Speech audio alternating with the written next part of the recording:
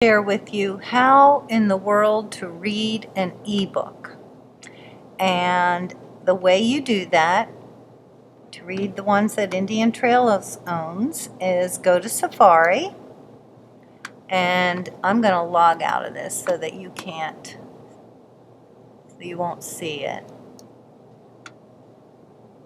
And we're going to pretend that something else is on the screen to begin with. Let's do that. Let's start with Google. Okay, so here's your internet, and you can either go to the Flagler Schools, the ITMS Mustangs homepage, and Departments Media Center, or you can just type in destiny.flaglerschools.com with no W's, and it will take you to the same place as this little Destiny link does. Either way, you're going to go here, destiny.flaglerschools.com, and note there are no W's. That'll mess you up and it won't work, so make sure you don't type that. At this point, choose our school, because we have more ebooks than anyone in the county, so you're going to want to be one of us. And then, let me move that screen recording, click on Catalog. And once you're on the Catalog tab, on the left-hand side, you will see Follettshelf. Tap that, and it's going to ask you to log in. At this point, teachers at Indian Trails type in last name and first initial for a username, and last name, first initial for their password. And you can choose to stay logged in if it's a device that only you go on, but if you want to keep it so that other people can use it without using your login, then don't check that. And then click Login. You will now be looking at just the ebooks that Indian Trails owns. We have 322 titles, and if next to a title it says we have unlimited copies, that means that everyone in the building could check out the book at the same time. If it does not say that, I'll try to find one that doesn't, it will say that we only have one copy. I'm only seeing unlimited at the beginning here, but I know that we have some that aren't. Anyway, the way to select them is to click on Availability. If you click on that, two choices come up. Available, 320 books total. Unlimited, 212 of them. So I'm going to click on 212, and hopefully I'll just see the unlimited ones. Okay, that's what I want. I want that filter on. So now I should just be looking at the ones with unlimited copies, and I just want to search for Revolutionary War. We have one book that comes out that's unlimited copies, and it's George Washington, Revolutionary Leader. You can open the book and read it, or you can actually check it out. With it being unlimited, everyone in your class could check it out at the same time. There it is. That's where I would say I want to return it early.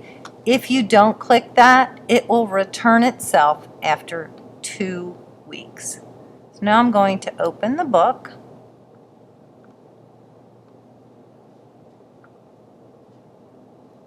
And I'm going to read it. If you are on a computer when you open the internet and get into Follettshelf, you get the benefit of all these tools on the side. Let me turn some page. I'm going to make this 2-page view, and I can zoom in if I want and make it bigger for my old eyes. And I can turn pages down here. And remember, every page is on here, even if it's blank. Chapters, table of contents. Okay, so now I would like to highlight text that I see I'm unfamiliar with. Let's pretend I don't know what the word bedraggled is, so I'm just going to drag across that. And continental, I don't know that one.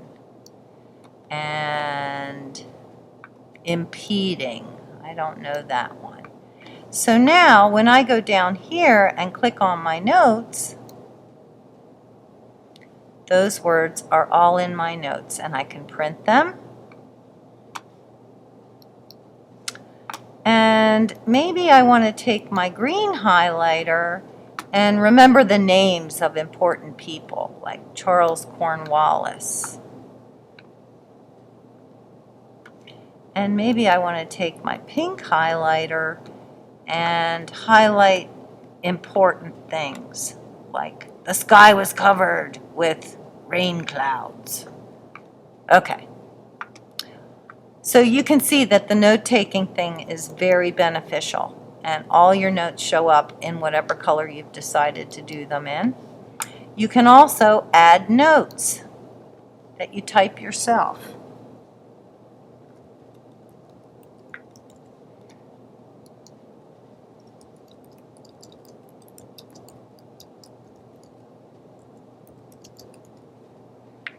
And that's my notes for page 6, and I'm going to save those. Now when I click on my notes and highlights, I can look at just notes, or I can look at everything, or just highlights. And I can print whatever I want to print. And if I click on the page number, it opens it so that I can edit it and add more to it later, which is good to know.